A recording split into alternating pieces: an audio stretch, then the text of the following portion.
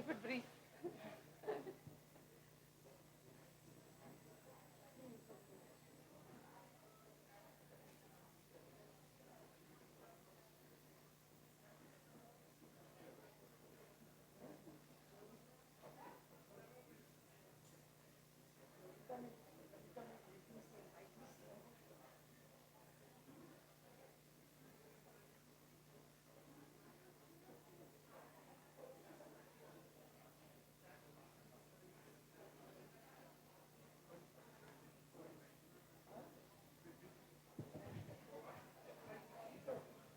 Good afternoon, everyone.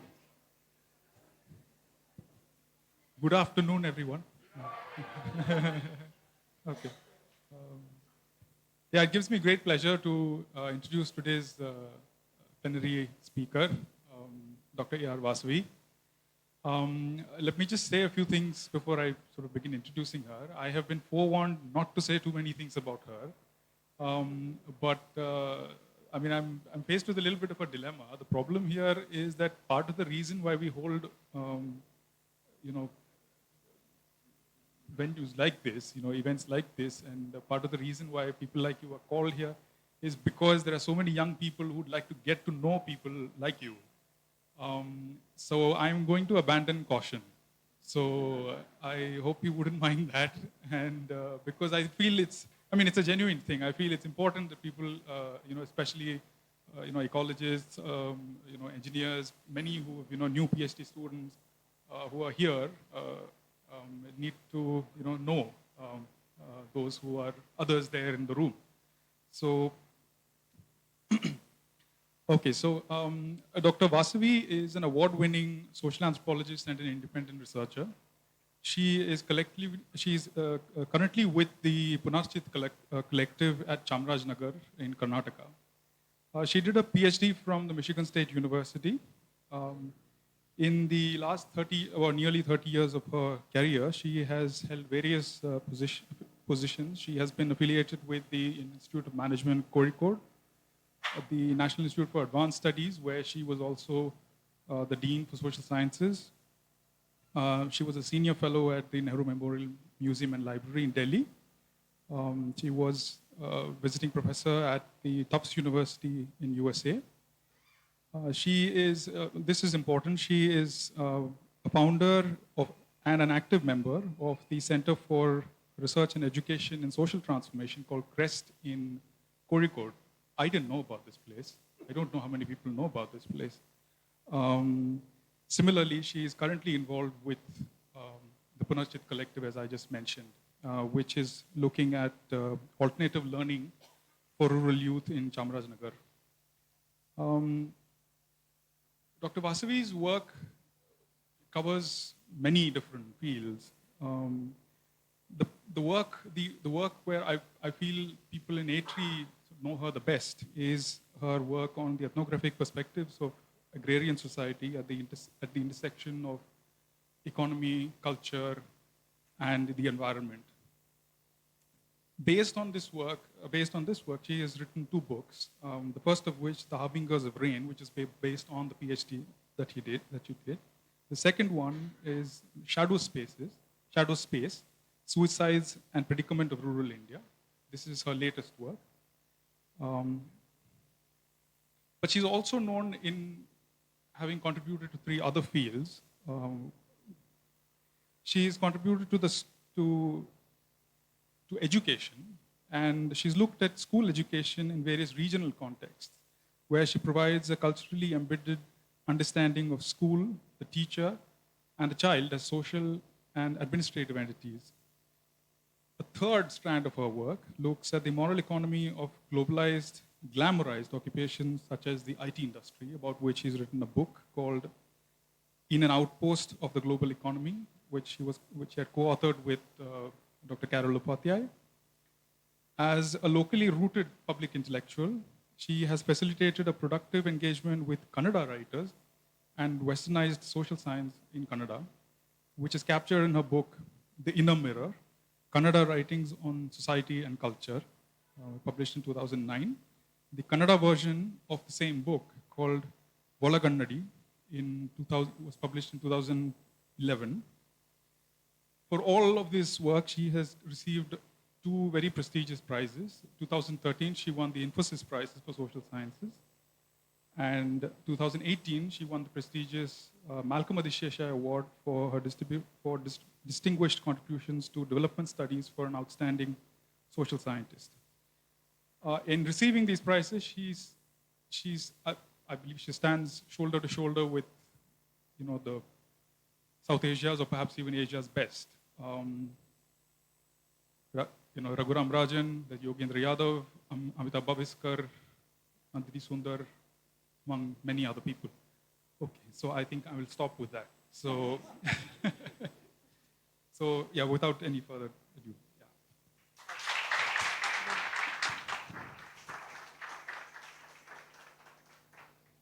Thank you, Amit. That was more a biography of my institutional trajectories, and as I would elaborate a little bit, in our contemporary predicament, institutional trajectories have become very difficult, and all the more reason why our generation, especially your generation, really needs to rethink many of our received ideas.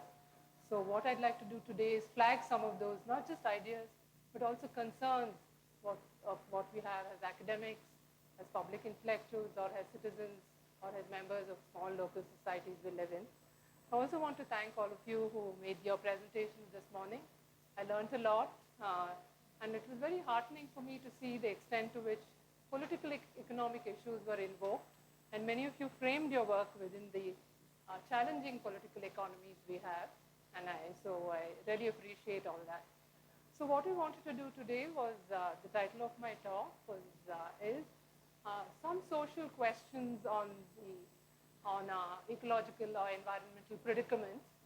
I basically wanted to, these are some things I haven't worked on environment per se. I don't specialize in it. The last I taught was something almost like 26 years ago, an undergraduate class on environment and society. But I've more and more see the extent to which the environment is the foundation on which we live, on which we are trying to make lives. And unless all of us take the environment in a very serious way, I think much of our theoretical or academic work would be futile. So I wanted to say that the gravity of this, or the seriousness with which we need to engage with environmental issues, of course, comes from the fact that there is now not just climate change, but climate emergency, as many of you would have read. Both large parts of Europe and many countries have declared a climate emergency. And this emergency is marked not only by the extent degradation of the ecology that countries across the planet is experiencing, or the loss of biodiversity, but to the extent in which there are repeated catastrophes, as all of you may have read, and people like some of you who would have worked in North Karnataka would be shocked to see what the past 48 hours have done to North Karnataka. And this would be one of the issues we would talk about, as why a high technology response to these catastrophes are only going to worsen our predicament. So it's those catastrophes which some of you, if you've read Isabel Stenger's, is to highlight that they are what she calls many manners of dying. And it is these many manners of dying, not only of the plurality of living, that we need to look at. So what accounts for these not only many manners of dying, or these challenges are not the global emergency isn't geological, although the phrase, of course, at times are now described as based on, it is Anthropocene, based on the extent to which it is human activities that have led to this sorry state of the planet.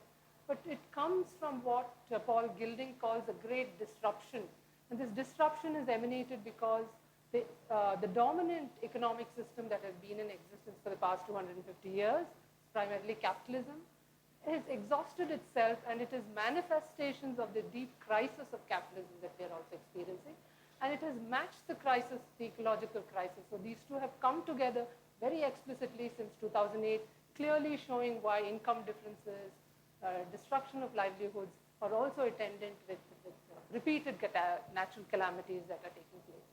So to understand this would be very important to see this not as just physical, geological factors, but to see for all of us, or for you to deploy what I call a critical social perspective, to see the role of human beings, and therefore also to situate ourselves, as many of you did in the morning, to locate our thoughts and ideas within these frameworks as to how do we see our engagement, our relationship with nature, with the environment. So those broader questions that I would flag, which I think one would be, of course, apart from the economy, has science and technology led to the loss of our integral relationship to nature, to natural resources?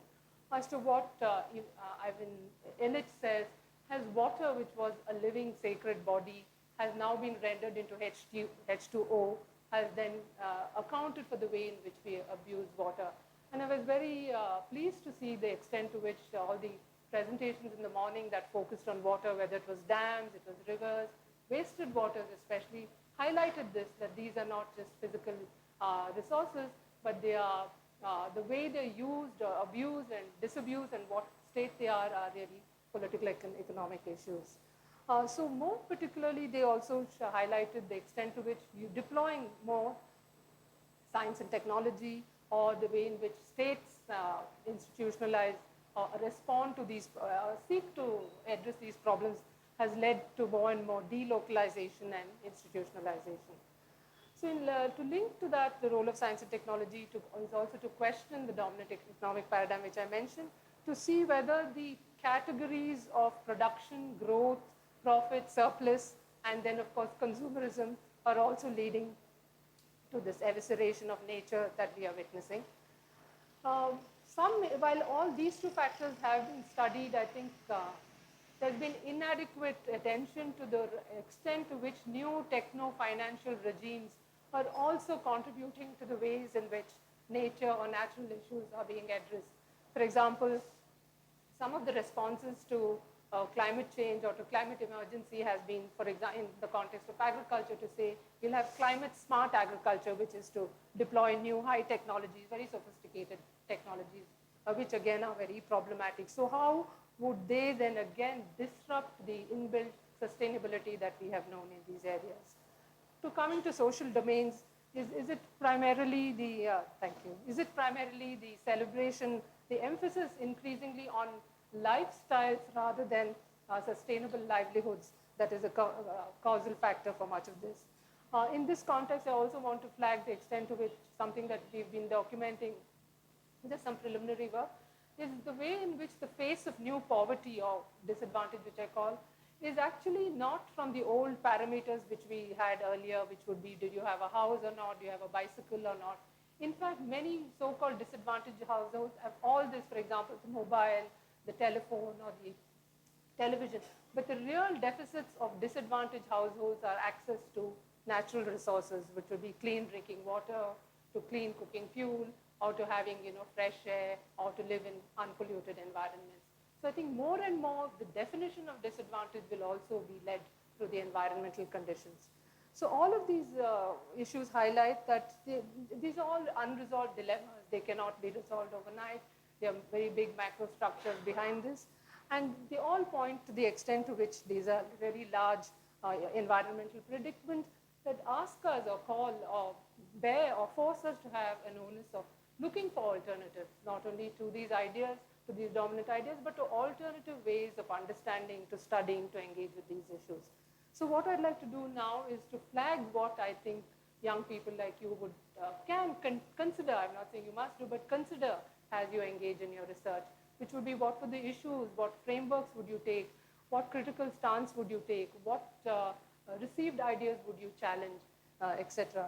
So to do this, I would say there would be some questions. How do you locate human-nature relationships? How do you locate your research within the larger political economies of funding or of institutional context? How do you overcome binaries of thought that have come into being? What new methodologies, both research methodologies and data analytical methodologies, would you use? How would you negotiate the politics of knowledge that is emerging? How would you address the problems of representation? Whose knowledge is represented? Whose voice do you represent in your work? And what results can you expect, not only in forming or in saying writing up your knowledge, but even in something like what Mridula and all highlighted so well, which would be in the domain of policies itself.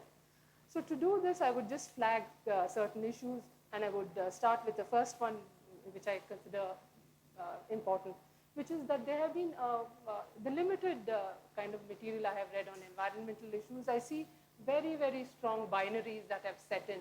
For example, there are tropes of agriculture very strongly juxtaposed against forests, conservation and development versus rights, productivity versus sustainability, nature versus humans, of course, corporate interest versus collective interest, the past versus the future, etc. So while I won't go through many of these, I would just highlight a few which I think are important.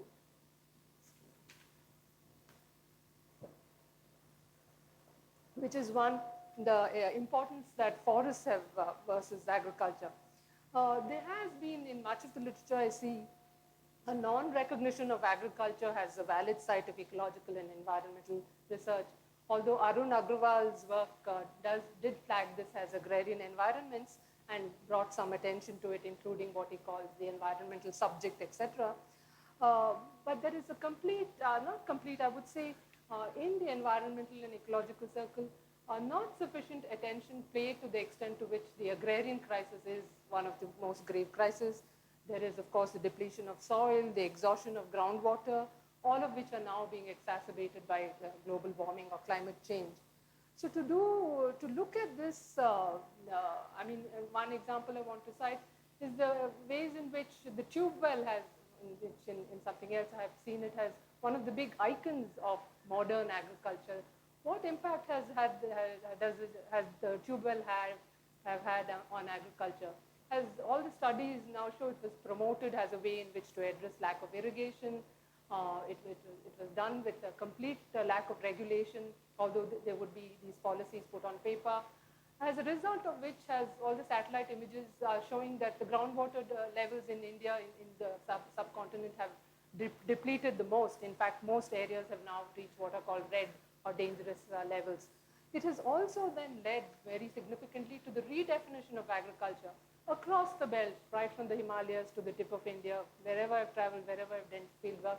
People, no matter what size of holdings, from large holdings to the smallest, in UP, just half a biga, etc., they would say, only if I have a tube well can I be an agriculturist. Large amounts of land that are abandoned, good cultivable land, which people do not want to cultivate is because they don't have access to a well or don't have the wherewithal to put a tube well. So the tube well has becoming very important, and all the rest of the significance leading not only to the depletion of groundwater or to the soil, but also increasing indebtedness. So has the ways in which what we are showing, all, especially the presence of tube well, the new technologies. For example, the pitchfork, which is used for construction, is now used in large areas of India as a way to flatten land, where corporate and what are called industrial type of agriculture is being introduced. There is clear felling of trees. There is solar and electrical fencing going on. Very much all the sources of big, high industrial agriculture. As a result of which, what we are seeing emerging across India is agriculture has become an extractive economy. It is extracting resources far beyond the rate at which those natural resources can be replenished. So therefore, I think it is the onus of environmental ecologists to pay attention to this. So agriculture is not just a separate economy, but it really embodies and contains very significant ecological issues. If that is one of the issues which I think needs to be factored in, I also want to look at then how are some of the other choices made. Again, this is from very personal, not extensive reading, but just from anecdotal evidence. There's a tendency, I meet a lot of young people, late 20s, early 30s, very enthusiastic, very committed to environmental issues, to conservation, etc. But often the choice of subjects are usually charismatic species, whether it's a tiger or the elephant or leopard, or maybe, various kinds of macaques and primates, or some sort of exotic, birds or even species, etc. But very often I don't see the extent to which very extant and long-lasting environmental issues have not been studied. For example, when we had several students come from Bihar looking at environmental issues, Not a single student of some 40 plus of them had looked at the coal mines, open cast mines, some of them which have been burning for decades. With terrible, human disasters that they have that they represent. The other issue which has been of concern is the outbreak of new kinds of diseases and epidemics.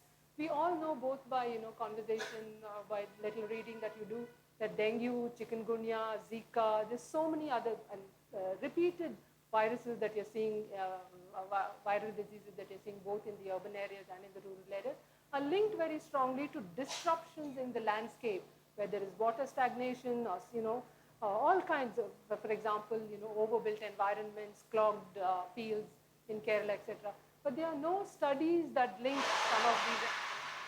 some of these epidemics to environmental issues. So again, I think some of the biases that need to be overcome. The other is about local knowledge. What earlier, there used to be a lot of documentation of local knowledge. Those are practices that are codified in myths and stories and narratives. They are what typically is called meta-aesthetics, that it may not, I think Manan, the person who showed on the heritage tree, showed how they worship mostly because they link to a spirituality and religiosity, but those would be called meta-aesthetics. Much of those are being increasingly marginalized and rendered obsolete.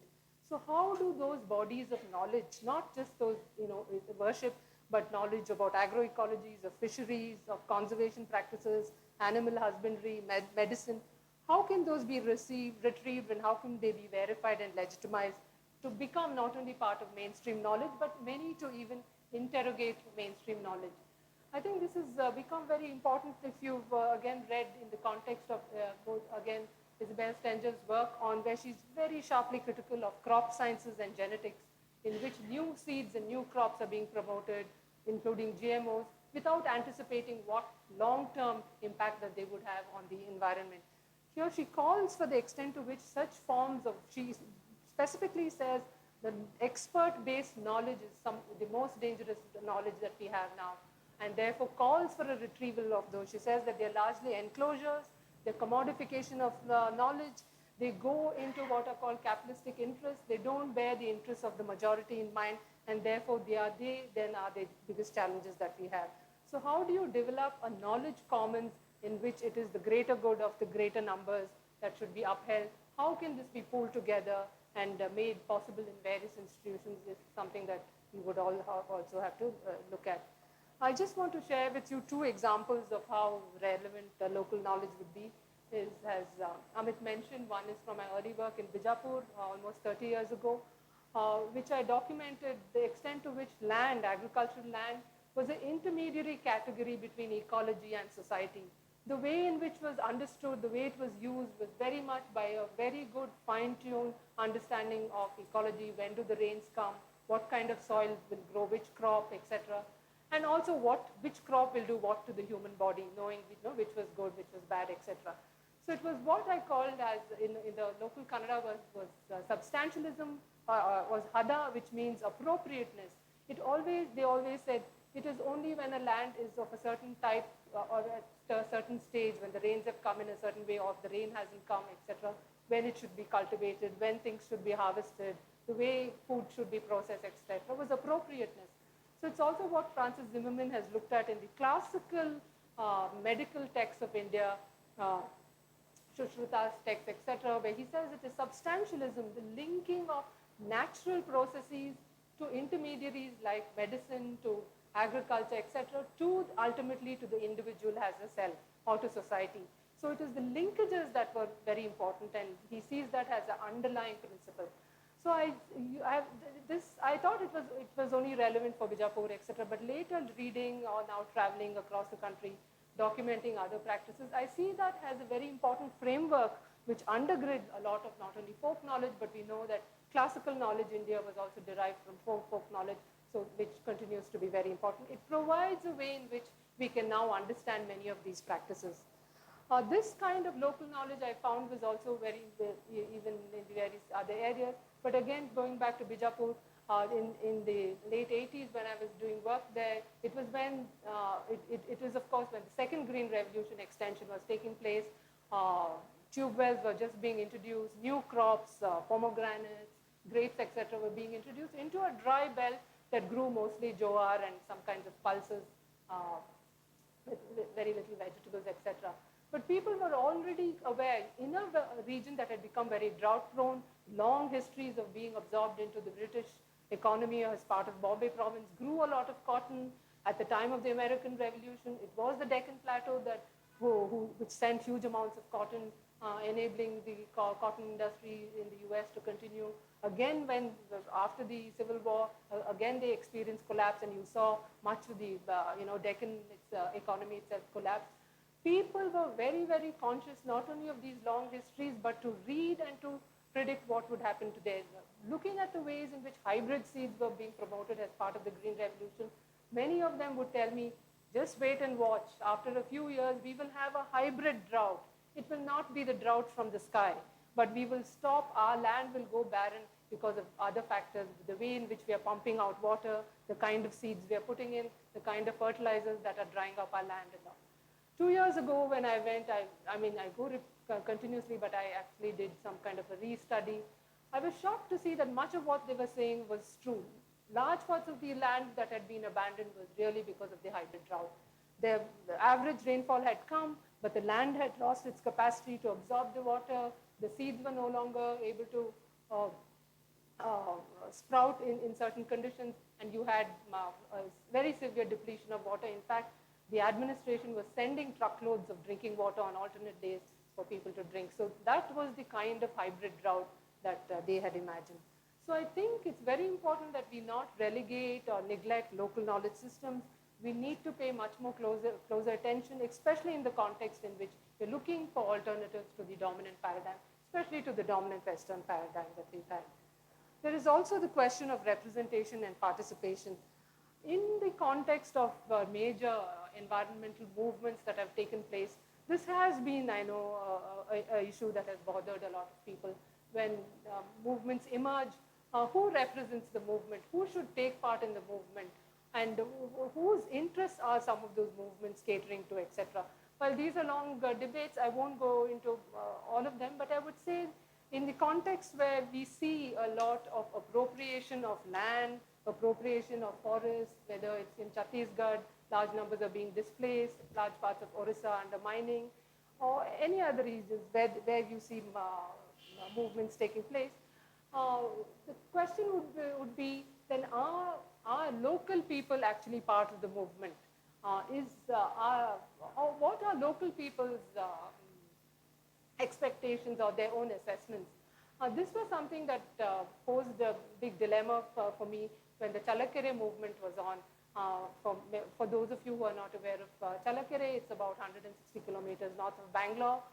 Between 2008 and 10, the government of Karnataka, in consensus with the government of India, parceled off open grasslands of about 10,000 acres to form a new science city. This city was to have not only a branch of the Indian Institute of Science, but it was to have a nuclear testing site, a drone testing facility, a solar park, and various other facilities. And they closed off it. It was the carvers which were run by the local pastoral communities on community terms, in which their sheep grazed, and there was a thriving economy in which sheep meat was being sold, there was sheep wool being sold to the army, etc. There were outside, there were a lot of oil grains that were grown, there was a thriving oil industry, etc. But when all the credit to highlighting the Chalakkere issue, because it was always kept as a sort of a defense issue, or always never put in the mainstream press. It is to the credit of the environmental support group that highlighted this, brought out a very good dossier on this. And international groups also wrote about it, and it was very clear that both Chinese and American satellites were hovering around Chalakkere because it was seen as a place where high plutonium was being processed to make nuclear bombs. So in this context, when the ESG and others tried to mobilize people, they had a public hearing, and some of us went. And when we went to Chalakkere, we were very surprised. There were slightly elderly men and some women who had actually lost access to the grasslands who came out to participate with us. But none of the young people, nobody below 40 wanted to be part of a movement to criticize it. They actually wanted the lands to be taken away. They said, we don't want to be pastoralists, we don't want to be small-scale farmers, we want to have shops, the thriving construction industry was already coming in, so that is what we want. So it was a huge dilemma. Later, I wrote about it, but I also said that this was not a movement we could support when there is no local support for it. Why would we say Challakere should be as it is, grasslands, and people would want it when the people themselves did not want it? So I think this is a dilemma that we will continue to face as to who represents who and what stances should we take if you're not people who are directly affected, either as public intellectuals or citizens, what stance should we take? Then some other issues would be to more closer to some issues that you would face is what are the research methodologies, approaches, and ethics that you would confront as you undertake your research. I think these are important because one is there's a stress that research be useful and have some kind of direct application. And I think your generation needs to be worried because it's among you that there will be much more pressure because governmental funding would decrease, there would be private funding coming in, and being useful would be something that, like a sword that would dangle over your head. If your research is on basic fundamental issues, you should stick to your ground and say, this is the foundations of knowledge and I will do what I want. This is very important. We're seeing it across from the physical sciences to the social sciences, that this is how research is being assessed. You need to argue to say that even if you do applied work, you need a solid body of basic fundamental work, and therefore you should persist in doing that. So excessive specialization has in many cases have missed the wood for the trees. And in this context, integration, interconnectedness, and also interdisciplinarity would be important. And as I said, I was very happy in the morning to see that at least there were some hints of interdisciplinarity or some attempts at doing that. So apart from this, I think much of research, especially if it draws from the natural sciences, are based on logico-deductive methods, where inductive and deductive reasoning are key, which is fine. But I think it may be of some use if you also consider what is called abductive reasoning or thinking.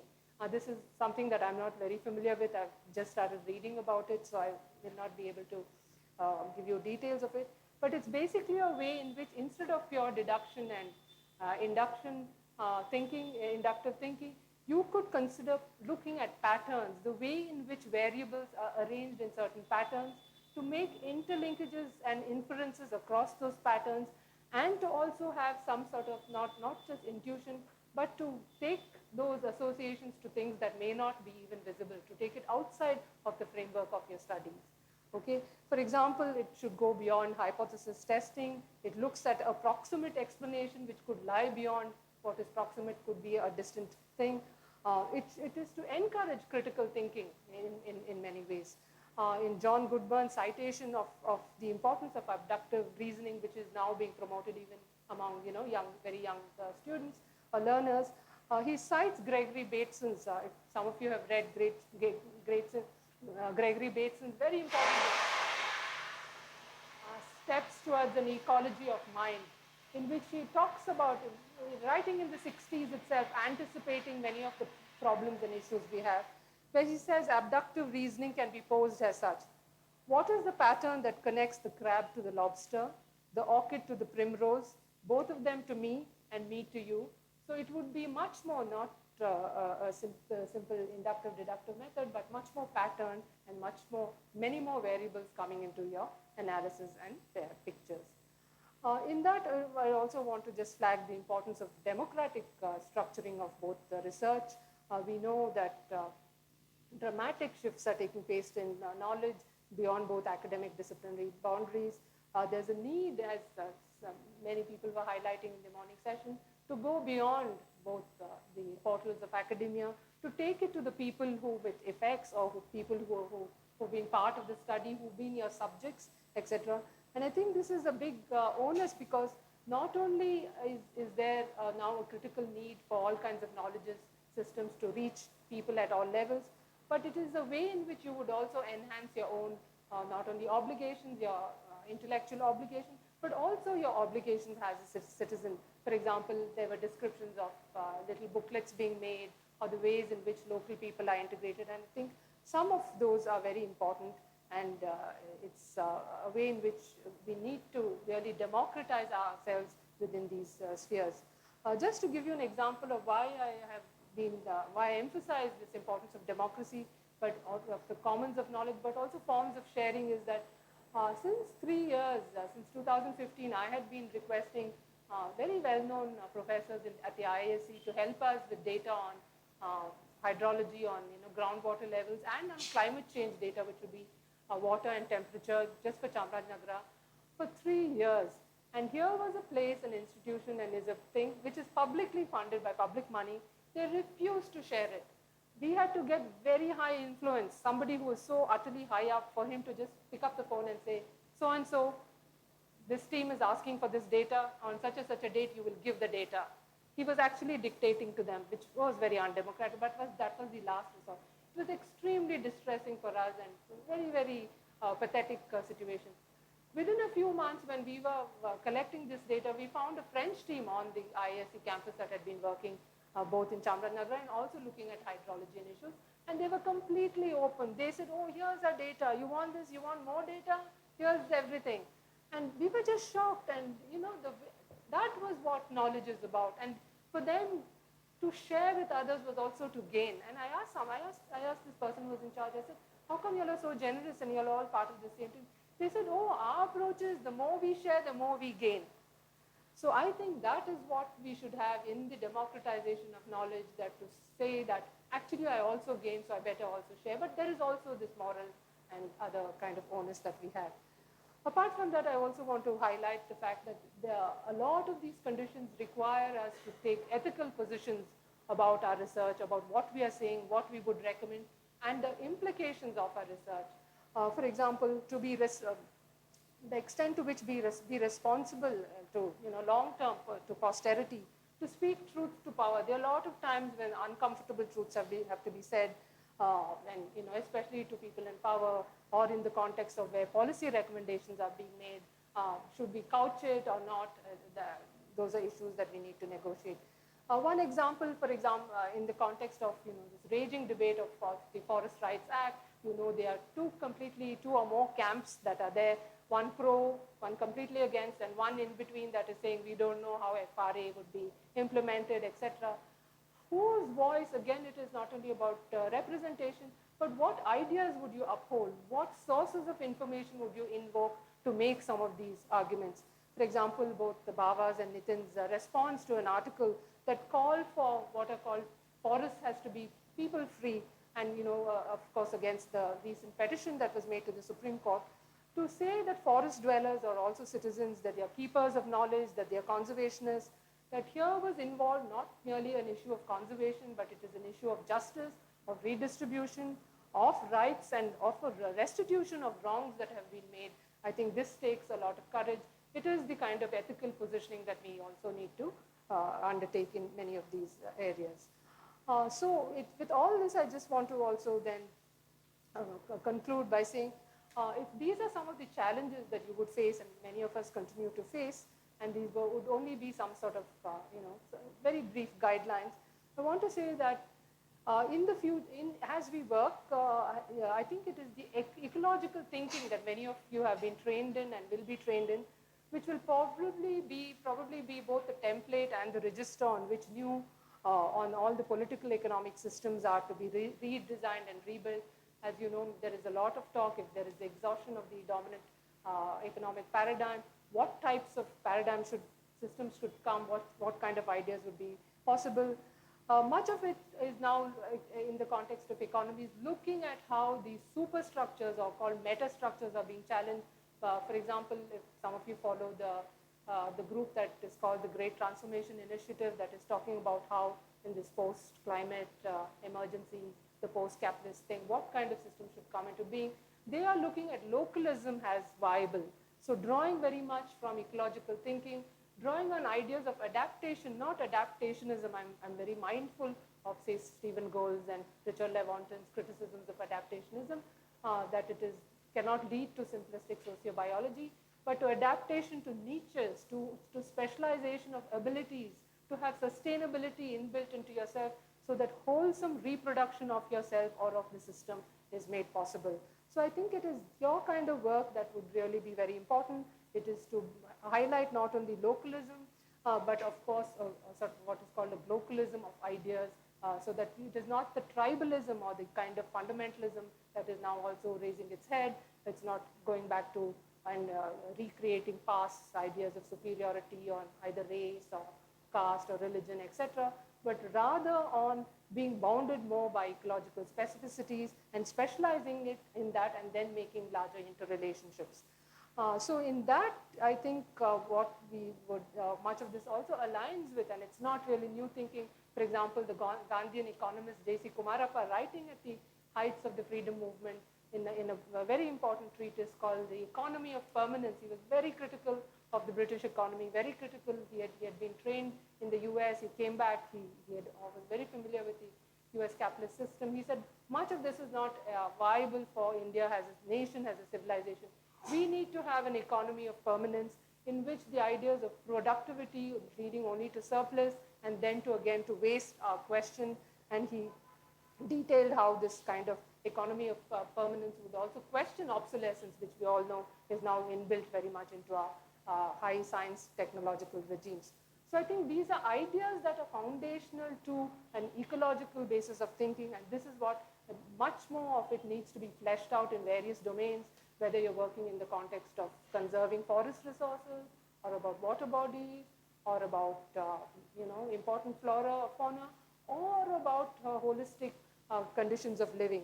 I think more of all of this means that the predicaments that we face of this, the catastrophism that we are going to face increasingly much more in our lives, all of these would mean that what we would want to look at using ecological thinking is an intertwining of ecological sustainability, of economic stability, and social justice that should become the bedrock of both of our intellectual paradigms and all of our activities as citizens. Thank you.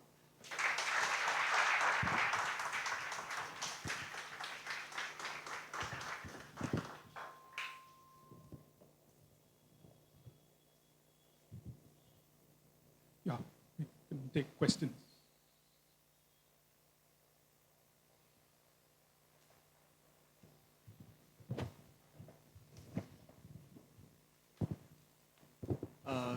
Thank you, ma'am.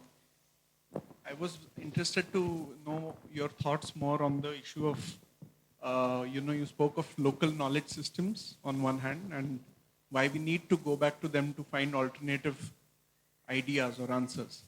And at this, and also about the barriers to sharing and how you had to also use a last resort to finally get that knowledge to make a case for the issue.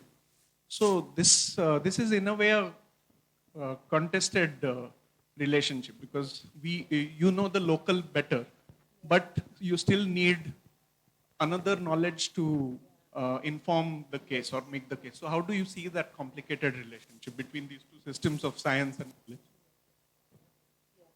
knowledge? That's very important, because one, micro, whatever knowledge you have, you need to either qualify it, or you also sometimes need, large bodies of knowledge from outside. I don't see those as contradictory at all. In fact, that is what we should have. You cannot say what is called the theory of exceptionalism does not hold. I mean, unless you make exceptions to exceptions, then you also have to qualify why those exceptions think. See, in our context we understood I think we discerned certain trends in the district of what was happening with global warming, climate change, what we call depletion of resources, the soil is exhausted, the water table is down. And very much for what Siddhappa and all described, even 48% of Chamarajanagar is under forest, we see very sharp erosion of forest resources. When we wanted to check all that with macro data, how do you understand these long term? For example, you need data for rainfall and temperature for 1901 onwards, which has been collected. You have to meld it together. How do you make an argument? How do you read trends? How do you tell people, this is how it used to be? Something that I missed, and thank you for highlighting this, is I want to say one is not, it is both ironic and a big tragedy that at a time when we are recognizing, mostly because of this, the ecological crisis we are facing, when we are recognizing local folk knowledge systems thing, they're in a state of great depletion. In fact, there is a lot of confusion. There is what I call a domain of confusion. For example, people don't know what's up. They're so confused. They're saying, this time when the rains came, we would start preparing the land. Or, for example, the Soligas, my friend and colleague Samira, who's worked so closely with the Soliga, describes how they say the birds are making calls at odd times. The flowers, the mutanga, the flame of the forest, would not come till February, March, but now it's blooming away in December. So the signs have changed, but also their knowledge systems have changed. For example, the distanciation from the forest. In where we work, where children are just refusing to go to the field. Women who knew so much about seeds, how to process them, how to preserve them, they don't know. For example, we found that young girls now don't know how to winnow, how to winnow grains. Earlier their parents. So it is in the context of a loss of knowledge system also, I think we need to be much more thing. So documenting it is very important, but linking that to macro ones. For example, the very important work is Mishra's work when he looked at what are called local water harvesting systems of Rajasthan and wrote this fantastic document in Hindi, then translated into English. And then people started branching out into Gujarat, into other areas, then they came to the south, to saying that actually we've had, in the medieval period, it may have gone through very dry period, and therefore you had very sophisticated cultural religious practices of conserving water. So all those beautiful temples and tanks were where the local knowledge was used. So I think bringing together, so not contained within the local, but making macro, micro, but larger bodies of knowledge to micro bodies of knowledge is very important.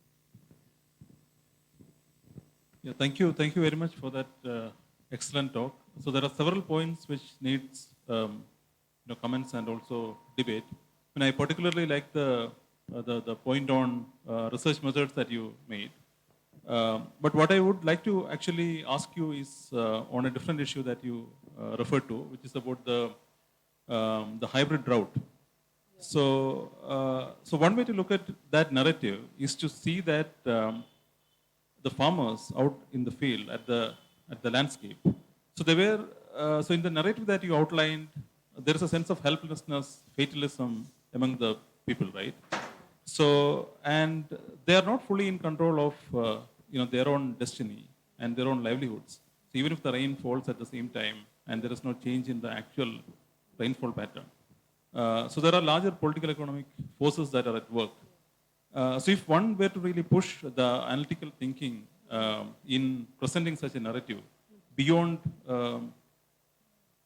beyond helplessness or fatalism, so how would one approach it? I mean, to be able to maybe go towards an action plan beyond just stopping at that analytical narrative, a critical analytical narrative which is nevertheless useful. Yeah, thank you. That's a good point. One thing is to use those narratives. Yeah, you're very right. It highlights a lot of in the critique that they have. There is, of course, this inbuilt helplessness, which is largely drawn to the extent they're also seeing themselves being absorbed into mega structures, whether it is the drought management or the new kinds of agriculture, the new marketing systems that are coming, the new PDS system on which they have become dependent. So all that is linked. But I think it is for us to use along with them their own narratives, their stories, or their abilities to analyze this has ways in which to understand their situation better and to even come out to look at what are the alternatives. For example, in Chamranagar, where we are looking at mobilizing farmers on the climate emergency issue, but is actually inbuilt looking at what have you done to your own land. Okay, the climate is changing, but there are things that you have done.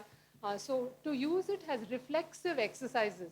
I have said this, but why I have said this, what is it linking to? I think that's what one needs to do. How do you unpack it? How do you disaggregate some of these and make those other cross linkages?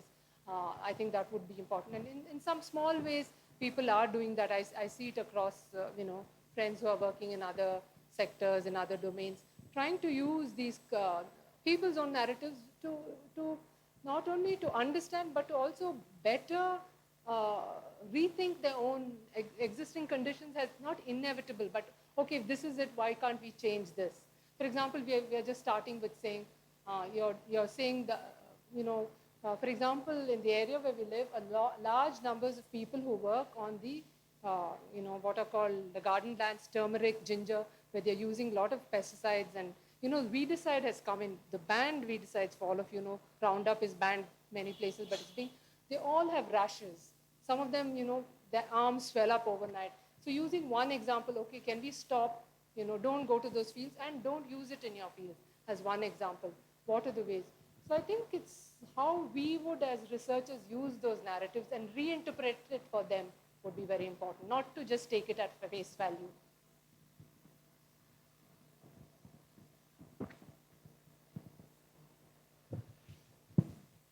Thanks, Vasavi. That was excellent.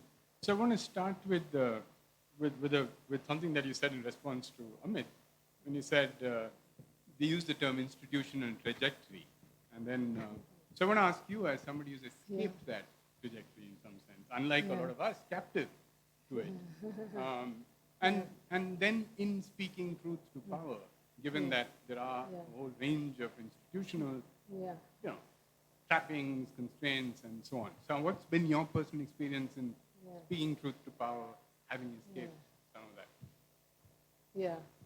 Yeah, I think as a sort of literally a post-formal institution person, some of it is my own inadequacies. As a person, I have very low tolerance for being bullied, for patriarchal systems, for, unethical practices, but basically also just constantly being told what to do, even as you've grown older, or where institutions become unaccountable, doing what you want. The impact, of course, is very punitive. I've also experienced that. I've experienced deep humiliation. But you put up, I experience it, but I can also stand up against it.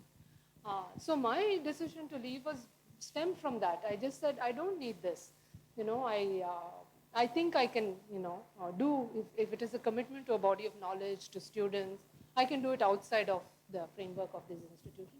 But I also recognize not many people can do it. I was also much older, I didn't have other kind of obligations. I have very strong family backing, they said, you do what you want, But I think it's difficult. I see more people doing it, but I think within the portals of the institutions, it's an onus and an ethical thing for all of us, apart from just intellectual work, to commit to democratic functioning of institutions. To say that when each of us commits to that, we also commit to good quality academic outputs. They are not different. Just to give you an example, I remember as dean once when I called for meetings, a person who's from very high science technology, very senior person, he told me, oh, you're wasting my time. You keep calling these meetings. I tried to explain to him, when I call a meeting, I'm trying to be democratic. I want your input. I want everybody's input. I can take an arbitrary decision, but it is examples like this. I want benefits without giving time. I want rights without being accountable. People just saying, I just want to go away on leave. Why should I write it down? Why should I be accountable? So two ways, but I think a big concern, even this morning I got 2 calls from Delhi of young people saying we want to leave because we want to leave Delhi, we want to leave India, mostly not only because of the Kashmir issue, but we're seeing how it's impacting our institutions. Very disturbing. But I keep saying, look, we need to have that courage to speak truth to power. In our case, it was also standing up against the Hindutvaization of institutions, of our own work, telling me, after many years of work, go and study this because, it is important. No, not specifically said it's part of the Hindutva agenda, but where they're coming from, or suddenly Sanskrit becomes important, Arbitrary decisions which tell you which camp they are from, but which also become punitive to you. But I know people who've borne the brunt worse. Punitive in some ways it was in those instances, very humiliating, very difficult, but when you walked out, it was all right. But I know people who've been punished, take the example of 2 young people who highlighted plagiarism and who were actually thrown out. They stuck their neck out, and all kudos to them, for doing that. And I think the long term they would also get some gain. But so committing, not only resisting, but when you resist, you should also commit. That's what I'm trying to say. It cannot be I only resist, but I can't commit myself. Like, that was the problem we had with many young people, all people are younger than us also, who didn't want to negotiate that. If you want a good institution, you commit to its institution building, you look at why there are cobwebs, you criticize that, you go and do other things. There were people who said, I've come here to do only academic work, or don't tell me to be on the mess committee, don't tell me to look at the garden, but this is everything, or don't tell me to look after the students. Those are small things, but there were also deep intellectual things in which you have to stand up against. So it's two ways. You should commit to that thing, but also assert your right to your academic independence, or to what I also call epistemological freedom that you need. I need that freedom to think. As I said, there's a lot of onus on us telling us, Tata set up this, you should only do applied work, what is your work, it's not being applied, but you have to say what is the importance of fundamental and foundational work. Basic work is also important.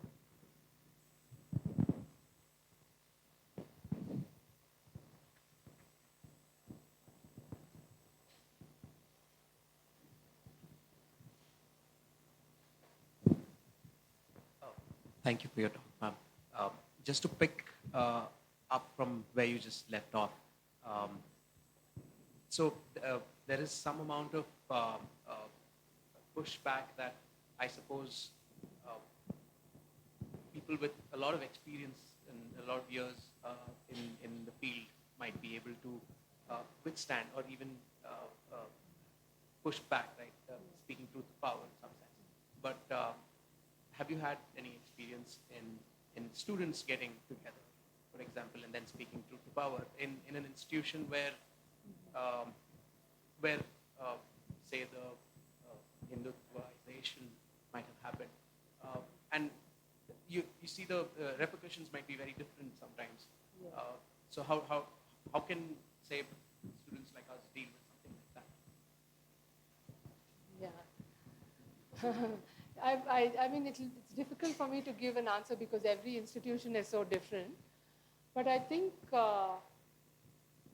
students, I have at least 2-3 cases I have seen of students mobilizing. They've all been positive. It's an uphill battle, but I think students being united would be very important to putting a collective voice. The moment you see fragmentation among students, that's where administrations would ride over your interests or abilities. So students coming together and recognizing those, ironing out differences, holding up some kind of common agenda or issue would be very important. I think in some ways students are not as vulnerable as young faculty or fresh faculty would be, because punishing students would get bad press or publicity much more easily than punishing or being punitive to a younger or any faculty for that matter. So I think that's the strength that they would have, and the strength of the collective. I don't know if that answers your thing, but it's very different from institutions to just to give you an example, some years ago, Delhi University, one of the departments, students actually organized against the faculty, saying that they were not giving them adequate inputs, and their classes were not, sufficient, and etc. And it was done very well. What they did was they actually, for several months, kept a roster of the number of hours and what inputs, and they had details like when papers were submitted and did not receive comments, how many reminders they sent to each faculty. It was done very well, very professional. So it wasn't, it didn't look like, it was arbitrary or, making accusations. And they actually pulled it off. The vice chancellor stepped in and hauled this department up and said, unless you put in these hours, according to the thing, I can actually,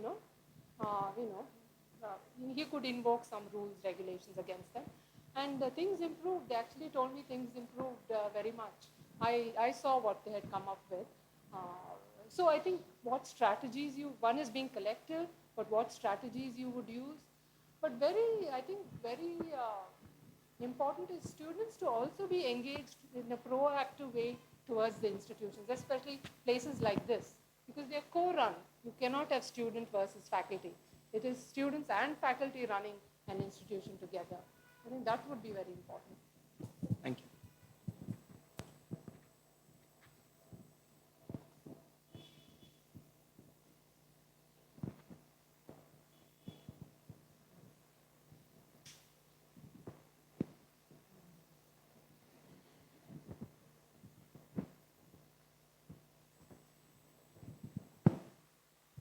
I was not sure for a long time whether I should ask this question or not, but before I go on, I think thank you so much for this wonderful talk. It was very informative. It was like a classroom lecture, and I was absorbing all the things that you were saying.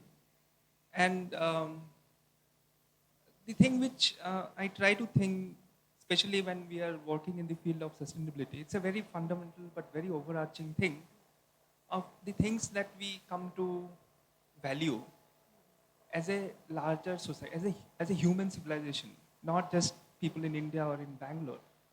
But what has happened over the time was that this diversity in values are getting lost. So for example, the inherent, if I can term it as Indian values, because India itself is a very diverse place, but I come from Assam, and Assam is known for being lazy. So like when the British people also came, they had to bring a different set of people to work on the tea gardens that they were setting up, because they felt that the local people were not hardworking enough. And when I visit, so I most of my field work happens in that part of the country.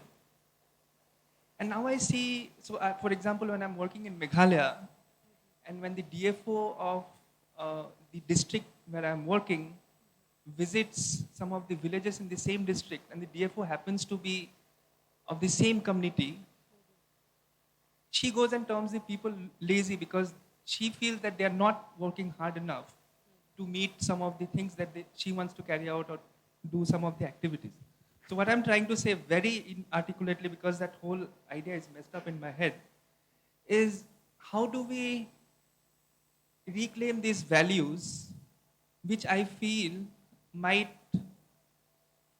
arrest the movement towards catastrophe that you rightly pointed out.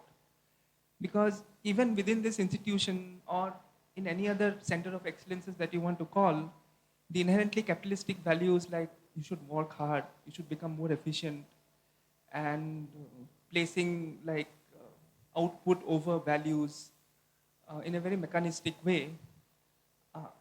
I mean, do you see some way to reconcile in terms of, say, as an academic, if I want to produce good quality work, but I also want to cut down at the same time my carbon footprint or the kind of resources that I need to produce that quality of work, need to travel to foreign universities, engage with foreign departments. So, I'm sorry for the very confused question. Yeah, I'm not sure if I'll have an adequate response, but I think I get what you're saying. I think mostly it's an issue of balance, of balancing, these things. In some of the debate, for example, again, the Great Transformation Initiative and what is called the Next Systems Project, which is looking at this, they actually address this, how capitalism, this whole work ethic and this thing of hyper-productivity is also become counterproductive. So also saying, they actually invoke this idea of balance, which is of course also in the context of sociology of work, which has come. How do you have a work-life, personal life balance? Those are issues that are coming up. For example, why the Europeans have shorter working week compared to Americans is because they privilege family life more. But their studies have also shown, that it's good for their health, overall, and therefore your hospital bills or your, welfare support system will also become less burdened if you have work-life balance, etc. So, linkages are being made. So I think in some ways rethinking all that, those, as I said, it's about productivity, surplus, all that is really being rethought. And I think we should also do it. Even in the context of agriculture field, which we think, we ourselves have been saying that, when you look at literature, say a good productive field will have so many quintals or so many tons, but we will say, okay, now why should it not be less? Because it has other benefits built into it. So I think looking at it, bringing that balance not only in the outer ecological environment, but also bringing a balance in human life.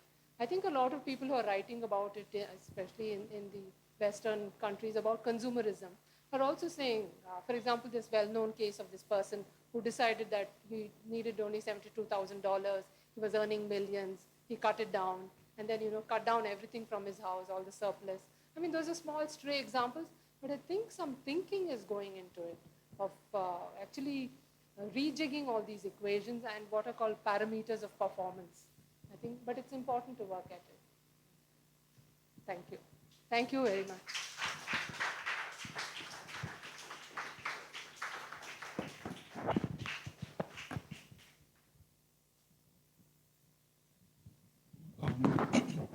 Nitin, we'd like to call you to give a memento to Dr. Vasavi. Thanks. So,